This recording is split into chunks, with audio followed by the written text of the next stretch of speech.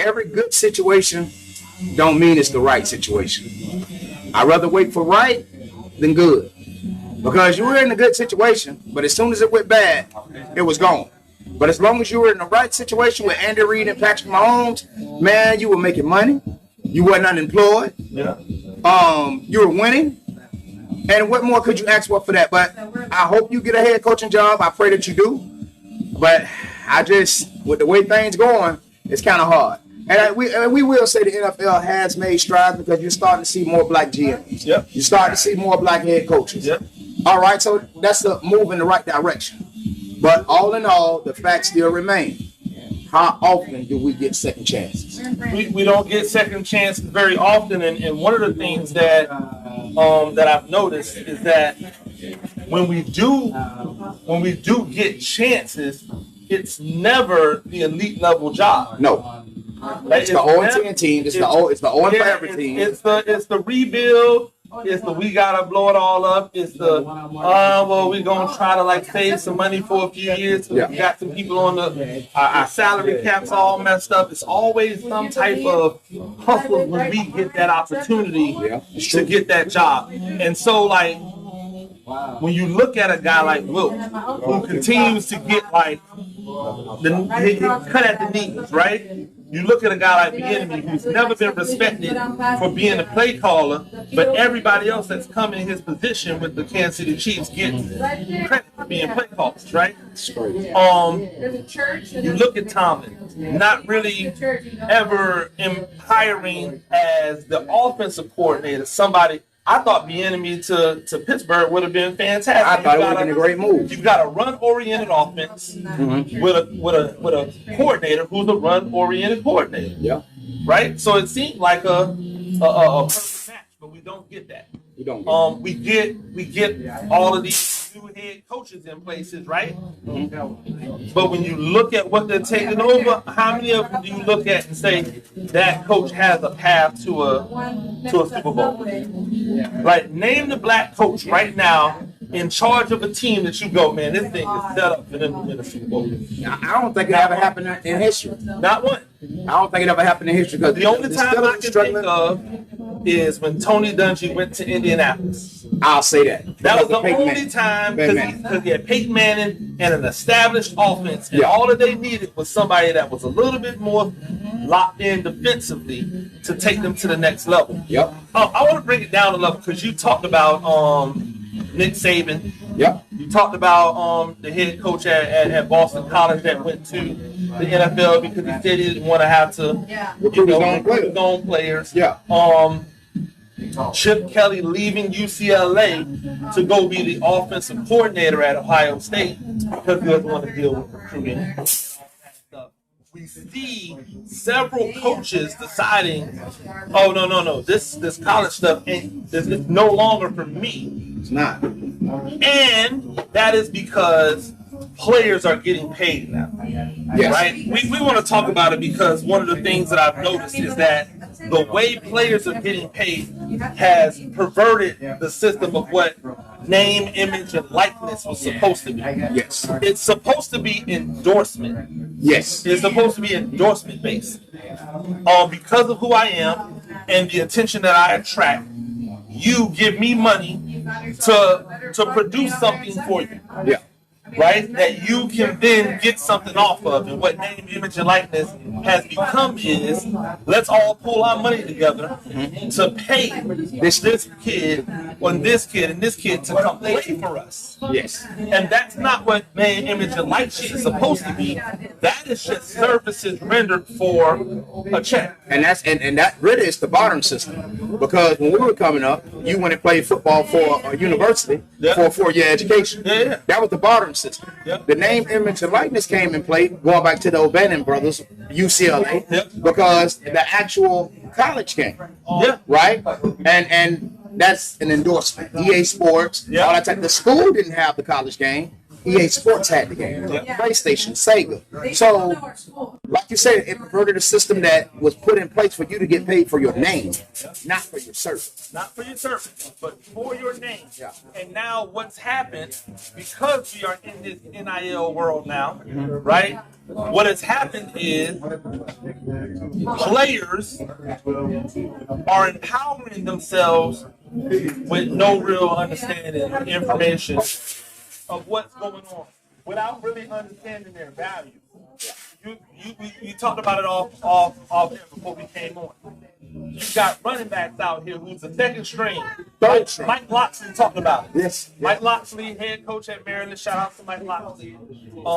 Talked about the fact that he's got third string running backs coming to him asking for $500,000, or they're going into the portal. Houseway. And my point is okay, bye. Bye. But now you have 1,000 people in the portal, all looking for a bag, right? All looking for a bag. And now those teams get to decide who they want to spend money on and who they don't want to spend money on. Somebody gets left behind. Oh, yeah, that's out in the cold. You know what they say? Don't leave the house you built for one that look good that you may rent. If you built the home, you stay where you built. You know the foundation. Yeah. So if you don't know the foundation, the first hurricane come through there, you don't know if it's going to withstand it or not. Absolutely. So for these kids that's jumping in the portal because you think you're chasing a bag and you think you're going to get it, 9 times out of 10 you won't, unless you're elite. Because if you were that guy, you would have got that bag right out of high school. And now you're not going anywhere. You're going to be back home at Walmart, hopefully, Amazon. I hope you get your CDL. I hope you even finish school. I back up on that. I hope you even finish school. So, like the NIL thing is something great. It's something great because how physical, let's just say football is. I think people should be paid for their service, but that's only if you're promoting your name and likeness and image. So a lot of these guys, Shador Sanders and all these guys, are not getting paid for what they're doing on the field. They're actually getting rewarded for it, but they're not getting paid for that because 9 times out of 10, those guys were famous when they were born. Yeah. So, Bucky, Deion Sanders Jr. Yeah. He tells the story. What up, man? Bucky,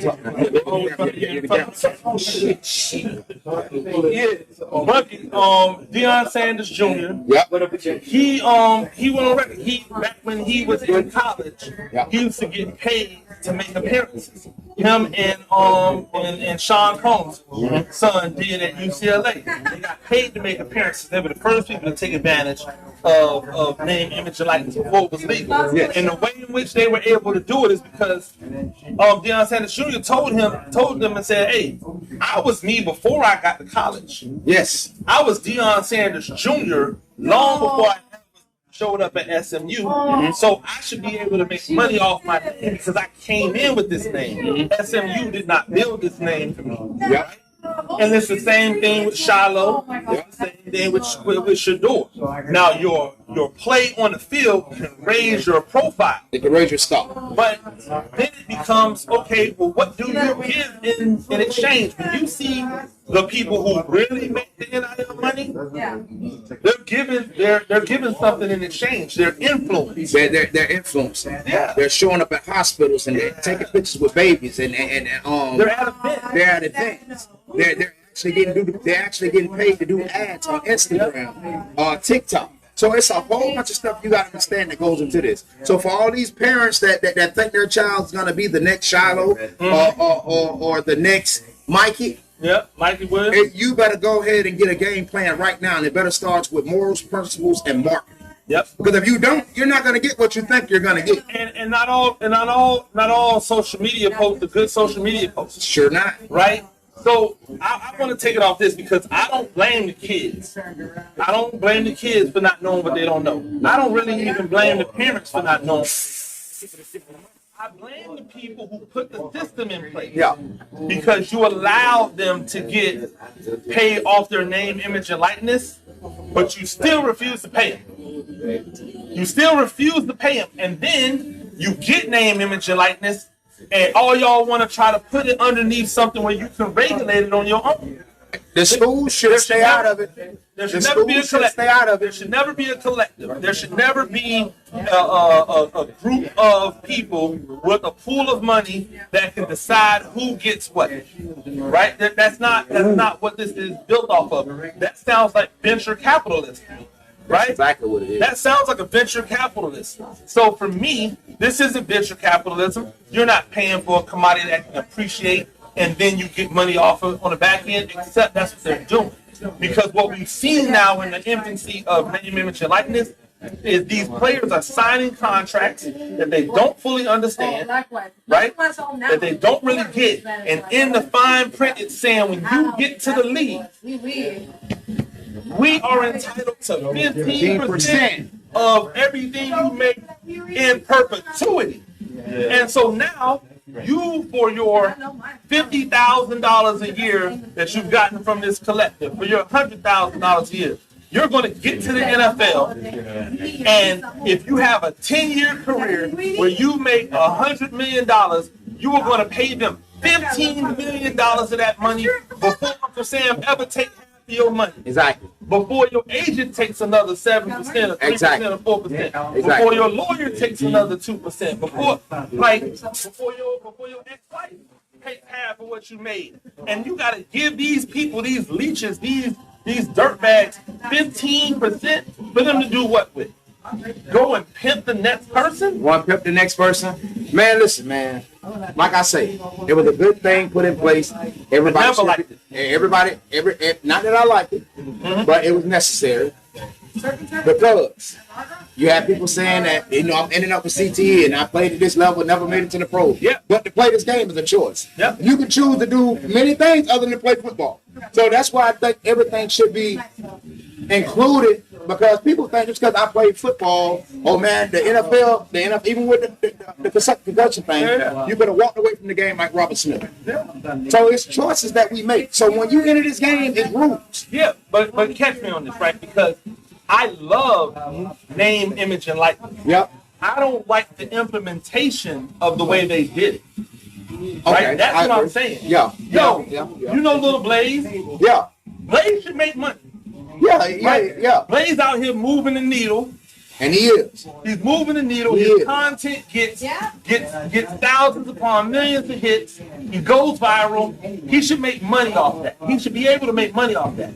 That's not him making money off football. No, it's not. That's him making money off his name, image, and likeness. And his dad is a machine when it comes to it. His dad is a machine. His dad is a marketing genius. But nobody should be paying him to play football for them. Yeah. And no youth league or no high school. And if you're going to pay him to play in college, he should be getting paid like everybody else gets paid. Like everybody should be getting paid. And then, like you said, I think it should be a base salary. I think it should be a base salary in tiers. It should be All right, in tiers. all freshmen coming in, you should make this much. I don't know if I heard it was Ohio State, and don't quote me on this because I don't know how true it is. But I think Ohio State, was giving everybody on their roster like $100K. And if that's true, I think that's a great idea. Yeah. And you can earn more as you go and what you put out. Yep, that's a lot of money. That's a lot of money. That's a lot of money to play money. college football when you weren't making that. Some kids won't even make $100K after they graduate. 100K, 10 kids, that's $1 million. Right? Yeah. So it would take you roughly $10 million in order to give everybody $100K. All right, but Right. the Michigan Ohio State game alone is going to cover that. I'm not arguing. Yeah. I'm not arguing. I'm saying all of it's good, right? Because I hate the argument about, well, they're already getting paid, they're getting an education. Because there's a piano player at Ohio State that's not paying to go to school. She's getting a free education, and she's still allowed to make money Right. as a professional piano player. Right. Even while they are paying for her to go. Right? Okay. So that's not my issue. My issue is it should be paid from the school. So you think it should be paid from the school? It should be the school paying them. Yeah. Because if Ohio State's giving their players $100,000 a piece, they can't do that through the school. That has to come from an outside collective. Right. Yeah, so when right you now. say that's covered under the game, guess what? It's not. that game money ain't even going to the collective. Right. Right? That is all boosters and people pooling money together into the collective, and then that collective like building upon itself. But check it out. The head football coach for Ohio State has an escalator in his contract when he wins the Big Ten championship, the Big Ten championship. If he plays in the Big Ten championship game, he gets a bonus. If he wins it, he gets a bonus. For making the college football playoff, he gets a bonus. For making the championship game, he gets a bonus. For winning the championship game, he gets a bonus. That's him, and everybody on his staff gets money.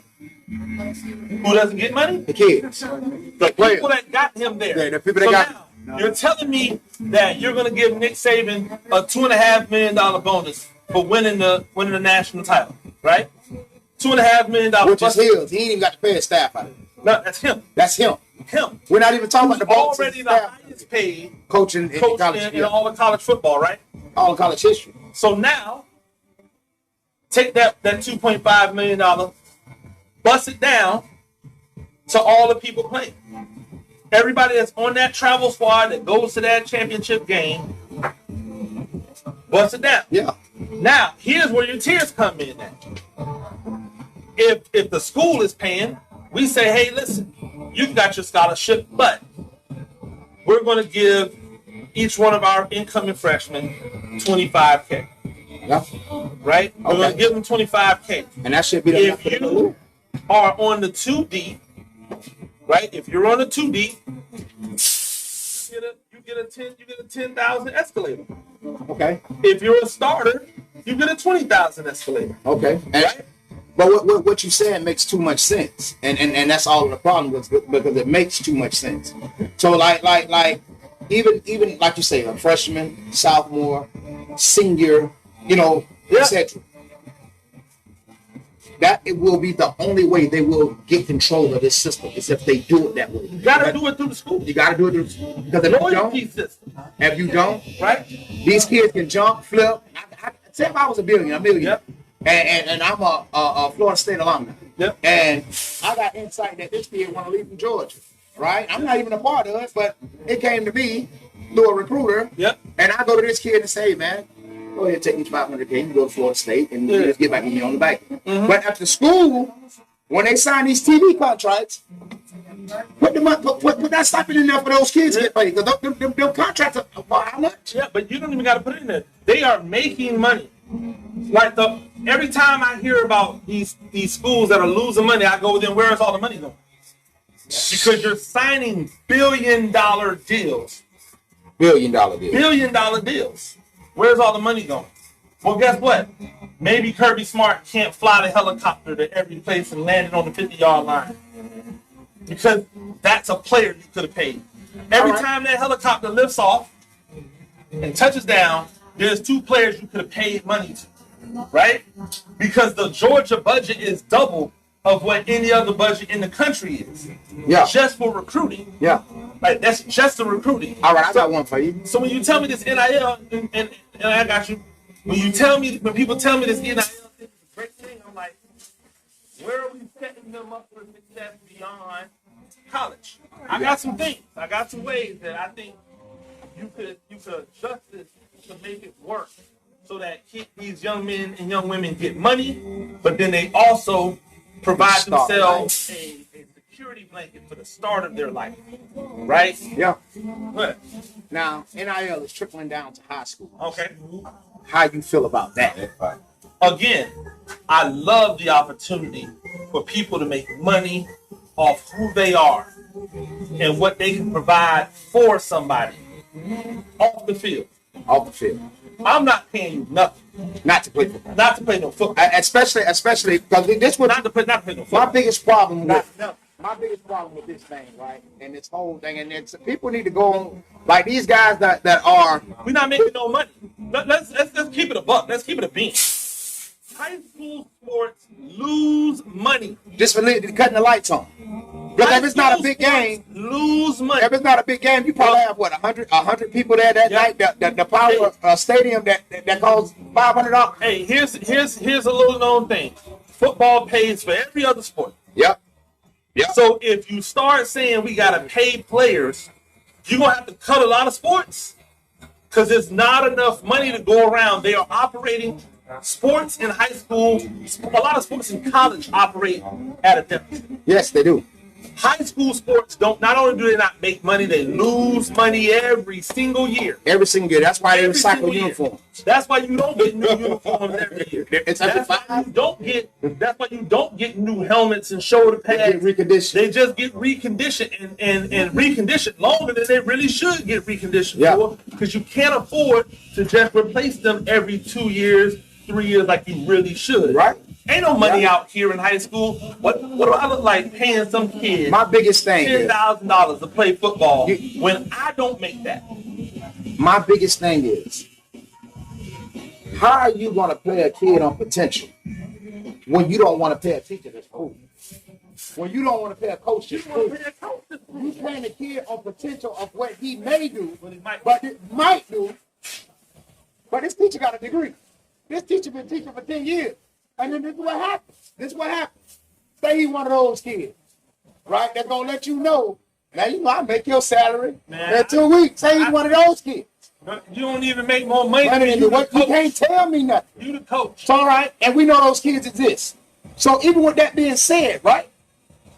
Now, the flip side. Now it turns to sabotage. Because if I'm that teacher and you talking like that, Yeah. I control whether you get an A or B. See, people don't even realize. So let's be careful on what we here's what ask them. happens. Once they're paying for the kid, now you, the teacher, have pressure on you to make sure that kid is eligible. Yeah. Like you already have pressure on you to make sure the kid is eligible.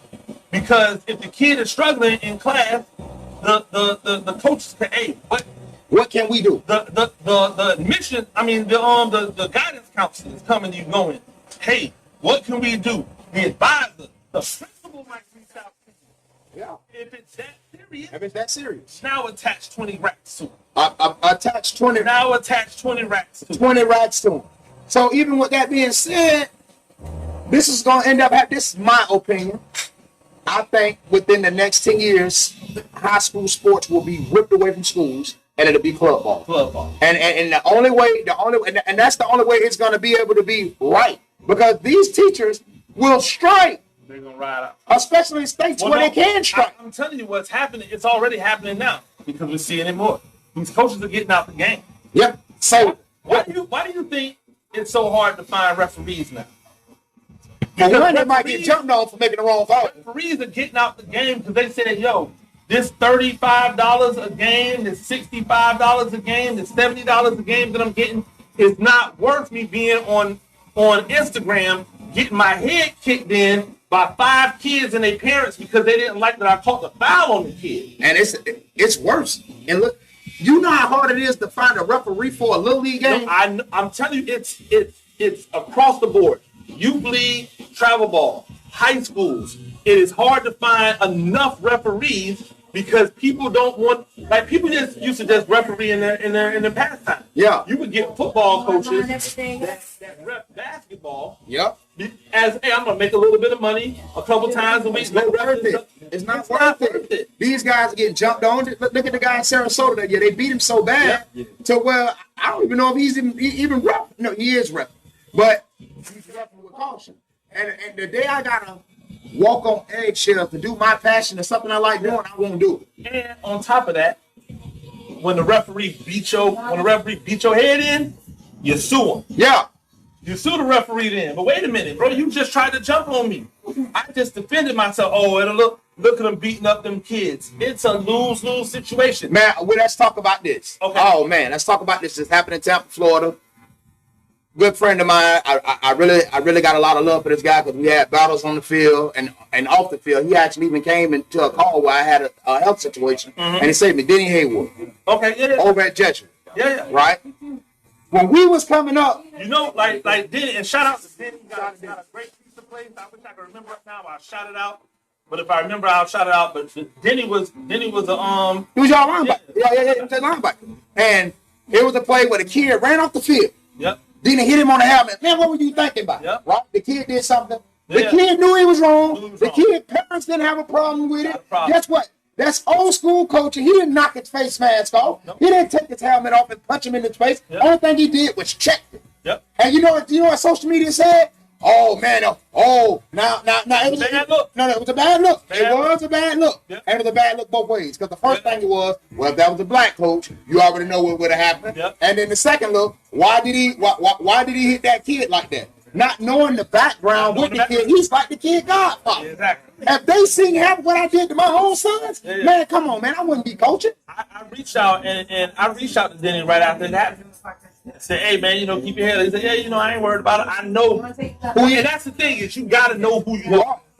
Yeah. You gotta understand who you are. It's a bad look. It's a bad look. It is. And it looks even worse on camera with no context. All right, so look, it's a bad look, right? It's a bad look. Yep. I seen Bobby Knight throw a chair at somebody. Yep. But there was different kind of dogs. Yep. You want to know why these kids act the way they act today in the game and in the sports? Because there's no fear of authority. There's no fear of authority.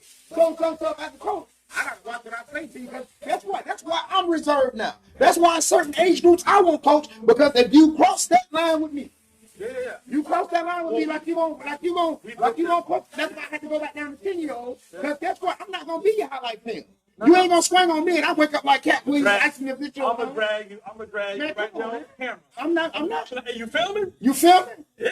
You filming? That's the thing about it. And I don't believe in child abuse. Let's get that right now. But I do believe in discipline. And the coaches we played for coming up under, man, they didn't play that. No. They didn't play it. So for that guy, I judge what had to do what they had to do, and I understand because it wasn't a good look. Not a good look. But what the game has turned to is sickening because that wasn't even a misdemeanor. That was love. That was love. But we turned it into something else. Behind the cameras, off the cameras, it's still love. It's still right. love. That's the crazy part. Is off the cameras, it's still love. But you bring up something because right now, if there's a young person listening to it or a 20-something-year-old coach listening to it, they're saying, "Oh man, that's that old mentality talking. That's that old man talking." That's what they say. They're not in touch. They're not. They're not in touch. They don't understand how the game works. Say that word again. Say that word again. The O word. Say the O word. That old. Yeah. But see, you know what? That's a special word because a lot of them ain't even living to get old. Watch this. So when I was in school, this happened on Thursday. I was in my school. One of the teachers asked the student, a football player, asked the student, "Hey, can y'all move on? It's after school, congested. We done had a couple scuffles. Hey, moving on." He curses at the teacher. I hear it and immediately I'm on his head. Hey, beat it down the block. Yeah. We ain't got no time for that. He started moving, but he's still rapping. Yeah. Hey, I don't want to hear that. So he goes, "Hey man, what you talking to me for?" I tell him in no uncertain terms. I talk to whoever I want to talk to, whenever I want to talk to him, however I want to talk to him. Yeah. This is me. Yeah. Like understand who you talking to. He goes, "Bro, you like 50. And my response was, "And I want to see you get that." I want to see you get that. I want to see That's a heck you of get a response. All right. And that is the issue that we're having now, right? All right. So what you think about this? Okay. What you think about this? Because it has something to do with discipline, but we're gonna jump a few leagues. Yeah. What Kelsey did to Andy Reid. Ain't no issue with me. Well, there's no issues with you. But if Kelsey would have did that to Bill Parcells, what the hell would have happened? Nothing. No, Bill Parcells, the big tuna probably would have checked him and asked him what the hell he was doing.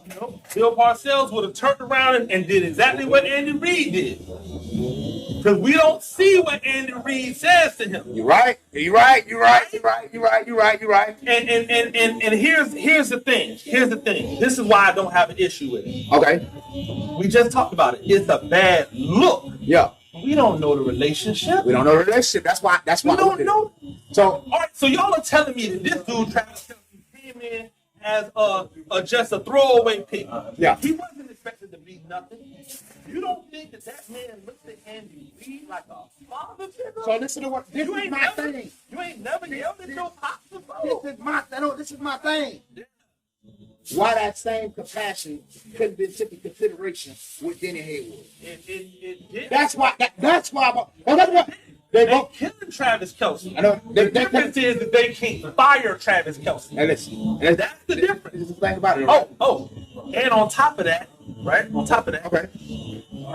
you go back to the source. Ain't no reason Denny Haywood had to fall on the sword on that. No, it ain't. Ain't no who makes that decision? The school. Hello, The school. hello. The school. Hey, ladies and That's a gentlemen. great coach. I'm Hey, opening ladies the and academy. gentlemen. Crunch Time Survivor Academy is opening. Denny will love to have you as a head coach. Hey, ladies and gentlemen, I hate to break the news to you. I hate to break the I'm news to saying, you. man. The organization decides who stays and who goes, not the people. Not the people. What were the people bringing to the bank account? The people who were calling for the head of that man, right? What were they bringing to the bank account of that organization? I guarantee you nothing. Nothing. Nothing. Nothing. So that means that they caved and decided that man needed to go just off the pressure of social media. Social media, because he hit a helmet. His hand was hurting more than the helmet was. His hand was hurting more than the helmet You was. know who's not going to cave to the pressure of social media when you got a star on your team? An NFL team. You're right. An NFL team is not trying to hear what you're talking about. Man, you know what? Yeah, he did it. Yeah, he did He's it. got to get better. And what? He made a mistake. All right, he made it. So what? But man, but what happened to Denny? And you know what? Again, it wasn't a good look. The bad look. But guess what? That's a lot of these coaches that even had a lot to even say about it, and people were like, "Oh, that's wrong. That's wrong." Man, have y'all? You know what? Y'all don't do it. That's why these kids the way they are. That's why these kids the way they are. But that goes into everything, right? The standard has raised so high for you as a coach that you can't be human anymore. You can't. That's why Saban and these guys walking away from the game. And here's the problem. You as the coach can't be human, but everybody wants their kids to be judged on a level based off of how they feel. That's human. That's human. That's human. But you know what, man? Everybody is so like we're so this generation. Yep. Because like I'm still in youth and I coach 10-year-olds. And I have a rule on my team where you can't wear another team jersey to my practice. No. Because these kids play for so many other teams. Yep, mercenary ball. They play mercenary ball, but when you come to the Tampa Bay area Jags and you playing for Coach Chain, if you don't have on the Jaguar jersey, you turn it inside out or you go home. You go home, that's an unexcused absence.